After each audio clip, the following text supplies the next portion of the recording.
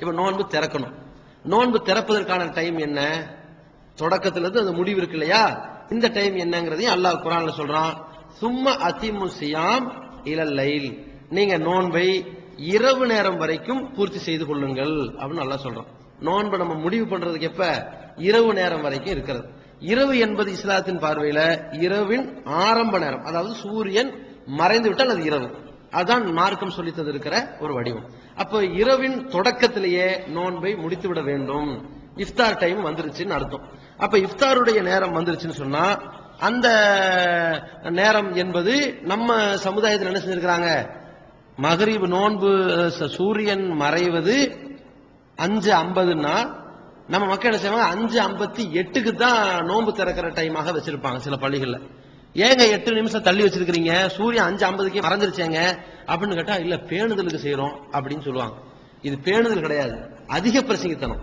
அல்லாஹ் இந்த நேரத்துல இருந்து இந்த நேரம் வரைக்கும் நீ பட்னி இருந்தா போதும், அதோட பட்னி கிடக்க கூடாது, சாப்பிட ஆரம்பிச்சிடணும்னு உத்தரவு போட்டிருக்கும் போது எப்ப நோன்பு திறக்க வேண்டும் என்று அதை எதிர்பார்க்கணுமே தவிர, அதை விட்டுட்டு நான் பெரிய தியாகி, நீங்களே எப்பெல்லாம் நான் ஒரு 5 நிமிஷம் காத்திருந்தா அதை செய்வேன்னு சொல்வார்கள். ஆனால் அது ஆணவமும் அதிக பிரசங்கித்தனமாக இருக்கிறது என்பதை புரிந்து கொள்ள வேண்டும்.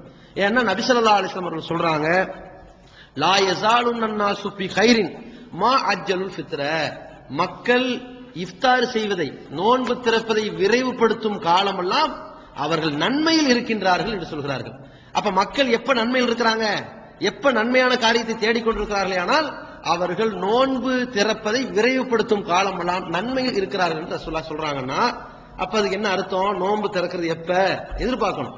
50 ஆச்சா, 48 ஆச்சு, இன்னும் 2 நிமிஷம், இனி 1 நிமிஷம், இப்படி வரணும், இப்படி எதிர்பார்ப்பு இருக்கணும்.